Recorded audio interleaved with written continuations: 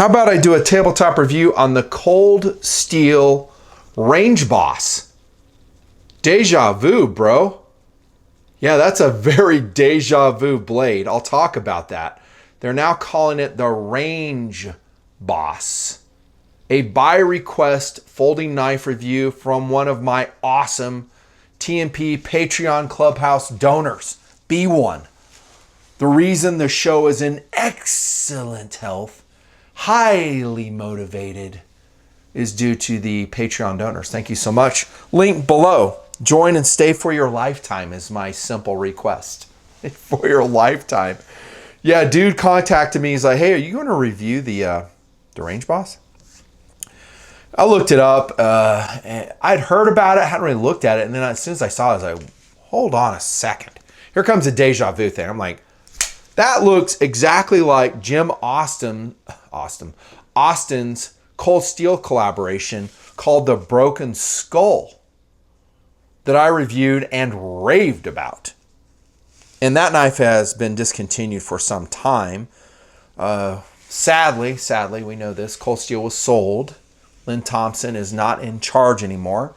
The company seems to be doing okay, though. I mean, I don't think they've lost their way. I still think they're mostly true to the Lynn Thompson focus, vision, inspiration. So far, so good.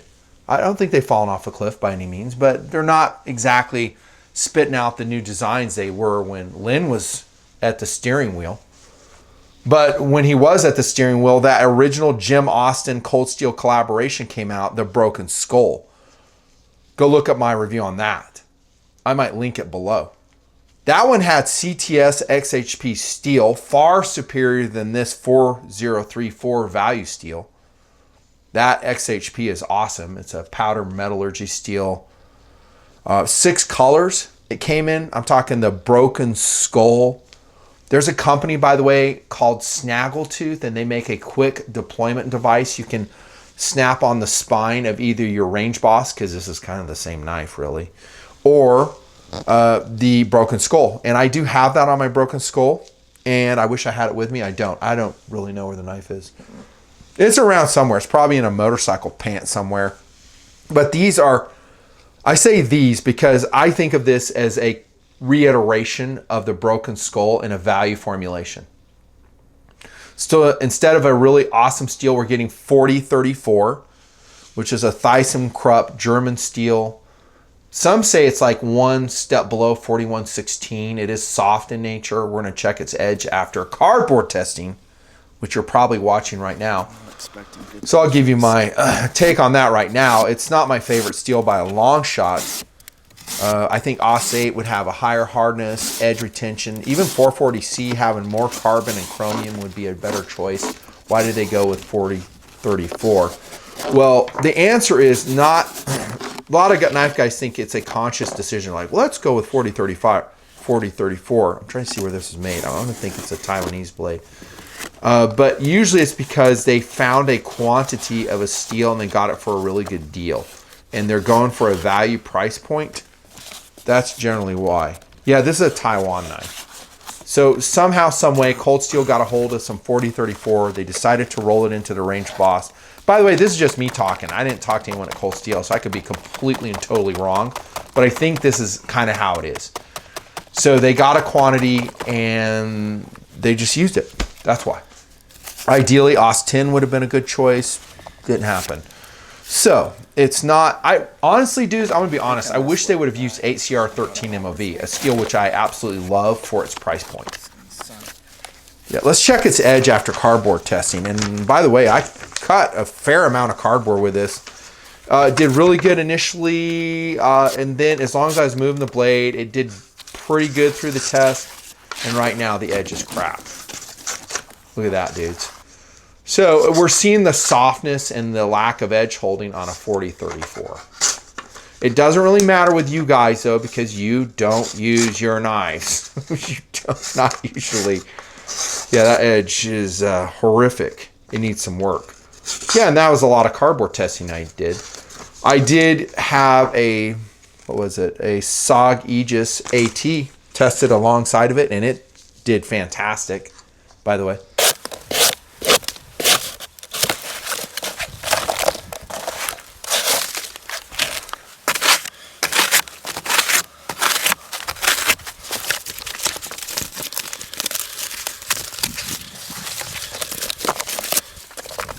fantastic. A superior steel than this. That's Cryo D2 in a much more expensive blade, though. Let's be honest. This is a value knife at about 44 bucks.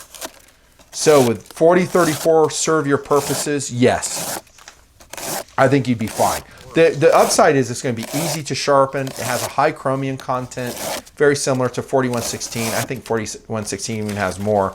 The chromium in this is like, I want to say 14.5%. Carbon is like 0.5%. The 4034. The 4034 used to be used a long time ago. I saw it in a lot of knives like in the 90s. Not so much now. Apparently it's still out there. Well, let's look at the knife formulation. Once again, very similar to the Broken Skull. Look at how thin that is. Just thin, easy to carry. And dudes, check this out. Triad lock. Self-adjusting, super strong. You could actually baton with this knife and you would be A-okay as long as you don't get carried away. So if we talk about application, i.e. philosophy of use on the Range Boss, what would it be? Tactical blade, it needs some traction. I'd put skateboard tape on it. I would say this though, the Zyx scales on the side actually have better texturing than the Broken Skull did with its G10. That's better texturing. So on the side, good traction, but we have no jimping on the top. We have a very shallow finger choil. So you'll have to decide if it's a tactical blade for you. I would say large EDC blade, food preparation knife, camp knife, definitely. Woodworking, well, not woodworking, but a woods knife. Where we would be working with wood, maybe kindling preparation. This knife, honestly, could do it. Again, I'm not super fond of the steel. But you could thump on this. I've actually batoned, not going crazy once again, with the Triad lock, super strong lock, and they do fine. Some developed a little bit of wiggle in them. I haven't batoned with this one, but I'm just saying it's a really good locking mechanism. Andrew Demko designed it. One of my all-time faves, actually, for a strong lock. Love the blade shape, though. So it's a 4-inch blade. It's a lightweight knife. The thing only weighs 3.4 ounces. That's pretty light. 3.4 ounces. Let's take a look at side. Usually I do this when we talk about weight. And here's one reason why. See that? There's no steel liners in there. Awesome. I mean, you have some by the bolsters there around the pivot point, but back here, nothing. That's why it's so lightweight. So you're getting a large knife that's lightweight, thin, easy to carry. If you put a snaggle tooth on it, then it will quick deploy from pocket. Again, if you skateboard tape this up, maybe I would say yes to tactical use.